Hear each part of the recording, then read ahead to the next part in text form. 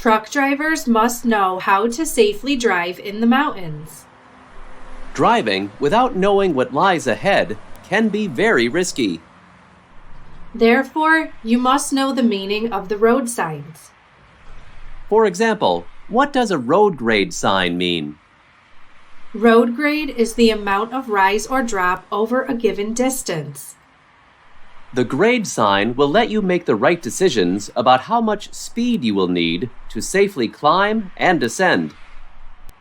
Drivers must pay attention for the grade signs that are posted along mountain roads, as well as know the system indicators on the vehicle. This module reviews the road signage meaning and explains how it can help you on a long grade.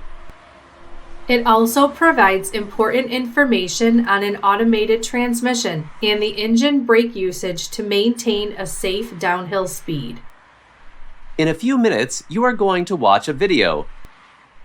As you watch the video, consider that specific vehicle systems and safety features may differ from Volvo's examples shown in this video. You should always use safe driving practices. Focus on driving, avoid distractions, and maintain firm control of the steering wheel. Some business units are moving to automatic transmissions that may be equipped with a similar system. These systems usually have the option to override the system and manually select the gear. The functionality of these systems should be reviewed with your manager. All drivers should be trained on the safe RPM range for the vehicles they are operating.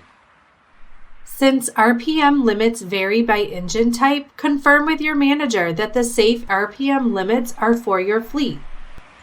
Always follow the instructions and guidance of your supervisor, approved local policies and procedures, and equipment manufacturer recommendations. Now, let's watch the video. Drivers exposed to mountains for the first time face a dilemma. They won't know for sure how long or how steep the hill is, how the truck will perform on the grade, or what awaits them on the way down. Therefore, they won't be sure how slow they should be driving or even what gear they should use. Many such hills now offer signage with advisories on what to expect on the hill, but they can seem vague to new drivers. In this video, we'll explain what those signs mean and how drivers can use them to safely descend even an unfamiliar hill. Also in this video, we'll explain how to use the iShift's manual mode and engine brake controls to prevent the truck from running away on you. I'm Equipment Editor Jim Park. Let's get started.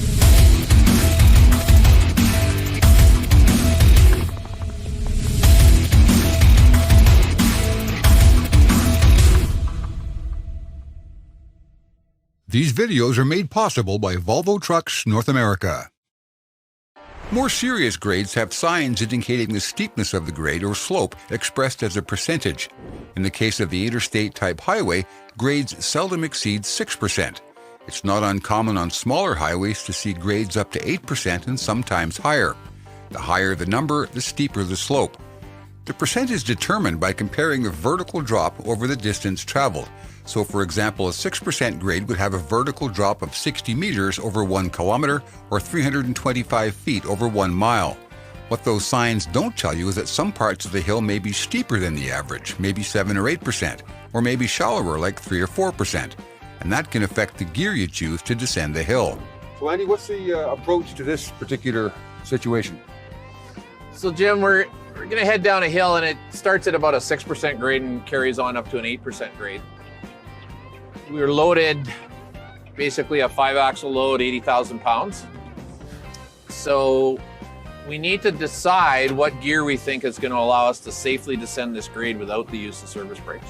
Okay. So Volvo iShift 12-speed, what do you think we're going to need? Top of my head, I'm going to say 6 or 7 probably. Okay. So to be on the safe side then, we should probably start in 5th or 6th. I'll go for that. Right now we're in 9th. Now I just shifted to 10th. Oh, so we should probably start slowing down. Start a little bit higher. Yeah, so Yeah. the sign indicates 7% actually. Okay, And because I'm familiar with this hill, I know partway down it's going to increase to 8%. Okay. So Now, I made a very common mistake there, and I'll go back over that in just a minute. But sticking with the grade signs for a bit longer, some signage offers ambiguous warnings like use lower gear or slow down, but they don't tell you lower than what or how slow. Those are really just reminders that you're on a hill that requires a lot of attention. There's no particular safe speed because every truck and load are different. Heavy trucks obviously need to go slower than lightly loaded trucks to be safe, and that can throw rookie drivers a curveball. They may see other trucks going much faster down the hill, which can create some pressure for them to go faster too. But the thing is, those faster trucks may be lightly loaded, or the driver might be driving foolishly fast. You can't compare what other trucks are doing to what you need to be doing. Always drive your truck for the conditions you face. But the temptation to let it run here is high. Right. Now, because I know this road, just down around the corner, it's going to level out for a ways. So we could let it roll off of this grade. Not quite yet. This would still be too early. The challenge for someone that doesn't know the road real well is you don't want to let it start running too soon, because you can then get going too fast. Well, I'm in a good position now though because my brakes are still cold. Yeah. I can realize my mistake here, get on the brakes and slow us down. But if I come over the top at 60, had to get on the brakes and slow us down, Yeah. then I'd be in a slightly different position. Absolutely. Yeah. Yeah. Okay. Or if you had been going down a couple of gears higher and you know, some people will ride the, you know, a light application or intermittent application the whole time you're building heat, and that's basically gonna get you in a position where you can't stop.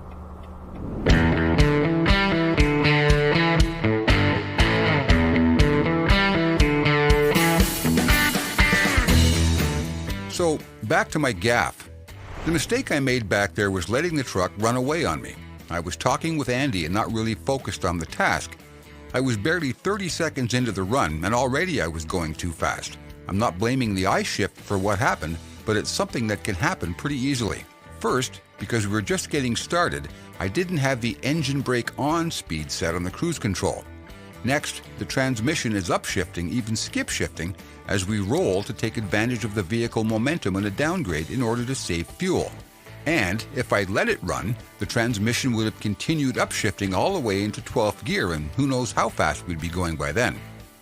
All automated manual transmissions do this, and it's a perfect fuel-saving strategy, but as you saw, there are times when the driver has to intervene and take control of the transmission in certain situations, such as when driving downhill.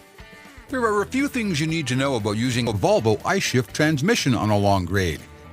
First, it'll keep upshifting as long as the downhill momentum causes the truck to pick up speed, unless you prevent it from doing so. To do that, you have to place the shifter into manual mode, designated by an M on the dashboard push-button shifter or on the full back position on the seat-mounted shifter. Once it's in manual mode, the transmission will not up or down shift on its own. This allows the driver to keep the truck in a certain gear while controlling the vehicle's speed with the engine brake. There are also a few things you should know about engine brakes. First, they're much more effective at high engine RPM.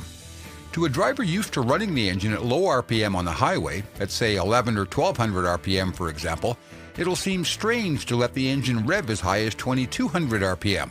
But according to the manual for the D13 engine, Volvo says the engine brake produces 350 horsepower of retarding power at 1500 RPM and 500 retarding horsepower at 2200 RPM. So, it's safe to run the engine that fast, but not to exceed that speed. Some fleets even prefer their drivers not to allow the engine to exceed 1900 or 2000 RPM for that additional safety margin. And the important thing to remember, especially for people that are concerned about fuel economy, is that when the engine brake's operating on these engines, you're not burning any fuel.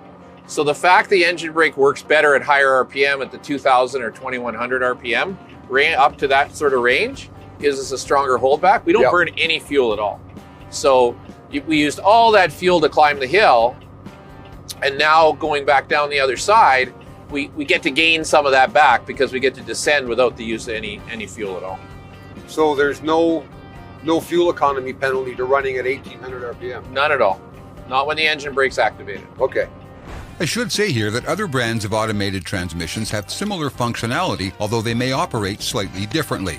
Consult your driver's manual or talk to your supervisor about how your transmission works in such situations.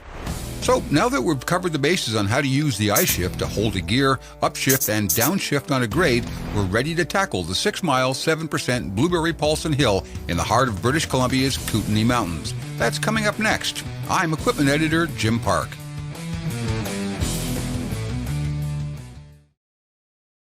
You have completed the 4th module.